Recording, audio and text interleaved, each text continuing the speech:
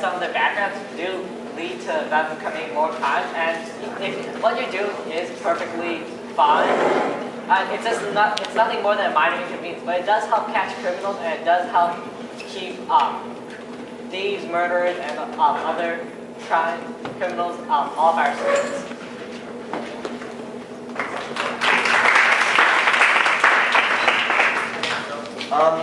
Here's the thing, is that what Hitler did, that was racial profiling. That was saying these people are all alike and we should exterminate them just because they have this part of their genes coming from here. Well, now if we say, okay, well, all blacks are going to commit a crime, they're going to steal, they are going to do drugs. Well, what's going to stop us from saying, oh, well, we should just lock them up when we see them? Because you know what, they're going to do it anyways. What is going to stop us from making that leap from, oh, they are statistically more likely to do this, to they're just going to do it no matter what because they are black? What will stop us from doing that? Guys, I'd like to point out that this is racial profiling in the judicial system, not racial profiling in a genocide. That was kind of, sorry, but that was, that's actually a different point. So just know that this is racial profiling, not to the extent of taking all of our black people out. Yeah.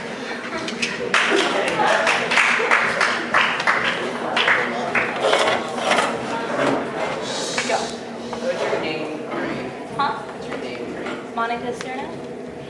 Yeah. Oh, 9th grade. I think that racial profiling is wrong because if you give a blonde, blue-eyed person a bat and a black person a bat, they could do the same thing with it. So it doesn't really matter what they look like, I guess. If that makes sense.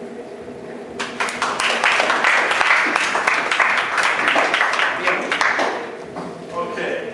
Well, in response to what Sean said, first of all, we're not. Okay, first of all, who are we at war at? Let's say we're at war with North Korea. Not too many of Sean are born up in North Korea. Lots of me are born in North Korea. If I come through an airport, you better be checking me, not Sean, because we're at war with North Korea, not freaking Pakistan, for example. Also, let's go back to empirical data here. Lots of white people have been known to be serial killers too.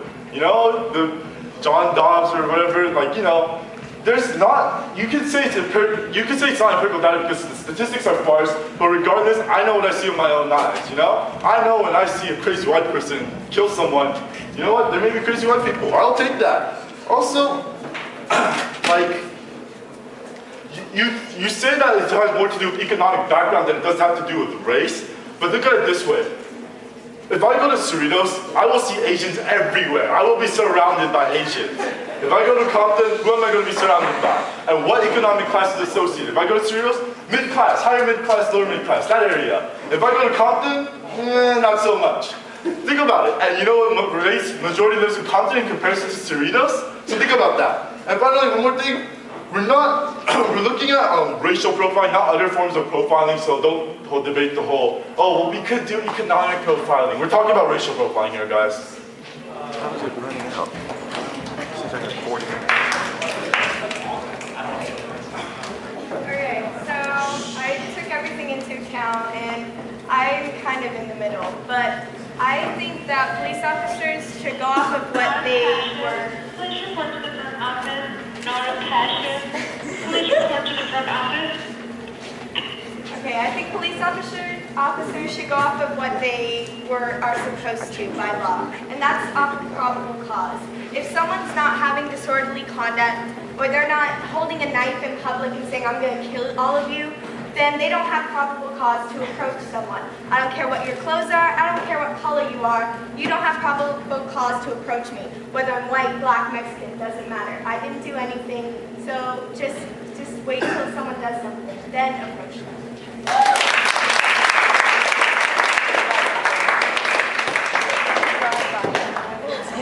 The argument for what you just said, if you're in an area where the majority of the population is white, and you're a cop and you get a call that says, hey, African American male in a black sedan just robbed a bank, and you see an African American male in a black sedan. Black sedans are obviously pretty common, but you're still going to pull him over. You know, that is probable cause. You can pull that guy over just because he's African American. He fits the description. That's probable cause. And once you pull them over, you can question them and you can hold them until you find somebody else.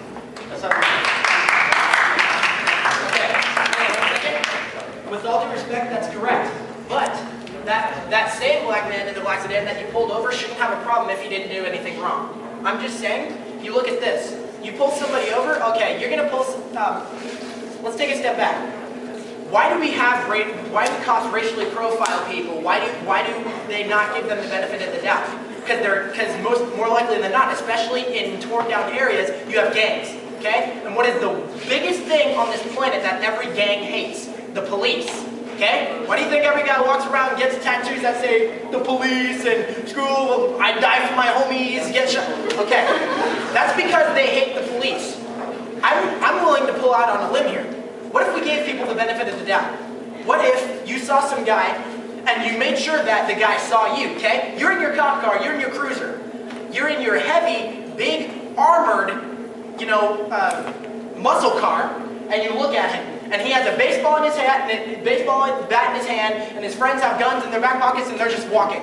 What if they saw you and just saw you just pull off and leave it alone like you never saw anything? What do you think he'd go back and tell his homies? Oh man, I saw a cop today, and he didn't pull me over. You confuse the hell out of everybody. Why?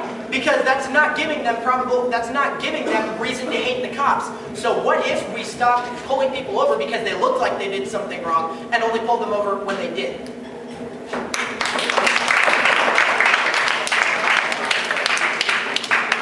Wait, isn't holding a firearm in public against the law? Okay. And also, considering the fact, I mean, I semi-agree with you, but first, let's go to Byung first. First of all, I never said economical background, I said geographical background because our cultures are based off our geography, not our economy. Our geography states our economy because we are either sheep herders. It goes back to old ages, Anglo-Saxons, whatever you want to call it. But basically what I'm trying to say is, once again, you stated a bunch of racist crap. You said if we go to Cerritos and we see a bunch of Asians, let's assume that the whole Cerritos is filled with Asians, and let's go to Compton and assume that everyone's filled with African Americans or blacks, and let's say Compton has more rates of crime. That means that every single black person must be a crime lord, some gang-affiliated homies tattooed to his chest, kind of like Aram would say. But basically what I'm trying to tell you is, that's being racist. We can't be racist because we're trying to stop racism, stop discrimination, which creates violence. So if we're being violent with violence, what do you expect? It's going to erupt like a volcano. More and more is going to erupt. And going back to Aram, if we give them the benefit of the doubt, they're psychopaths in the first place. Why the hell would they be confused? They're already confused with their life. They're going to say, oh, he didn't stop me over, pull me over. He's going to go to his friend and say, I scared the shit out of that cop. He was scared. We were rolling in a big group, and he had his armored truck, but he didn't care, and he just rolled right past us. Because he was scared of my big muscles. That's what's going to happen. And then he's going to go and kill someone. That is if he has a firearm and he's going to point it and shoot at someone. I'm trying to say racial profiling is not a logical way of actually stopping crime. Instead, we should do it based off of empirical data, like someone holding a gun in their back pocket, walking in a public place with 3 people right next to them, holding a bat. Look at the bat and the gun, not the person.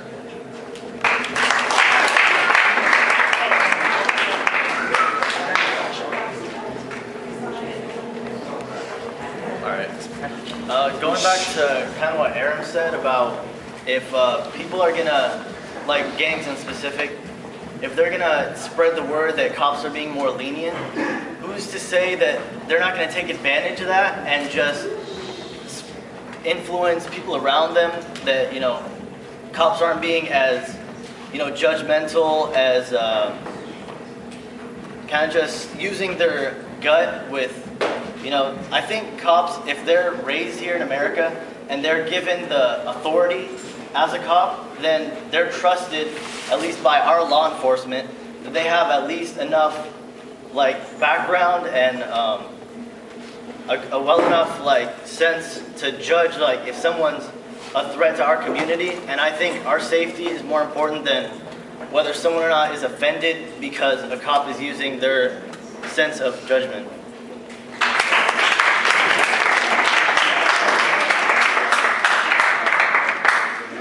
Guys, I would like to point out there was a recent case.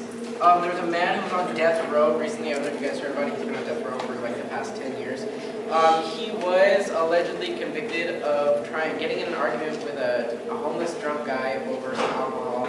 Then he was accused of shooting a cop later on that night. A lot of bad stuff happened.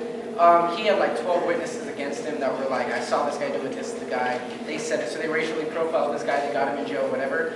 Out of those 12 witnesses, 10 witnesses came back, recanted their statements and said, I was lying, I only did it because he was black. He was actually put to death, and yeah, he was put to death like 2-3 weeks ago. So take that into consideration, how racial profiling doesn't necessarily help.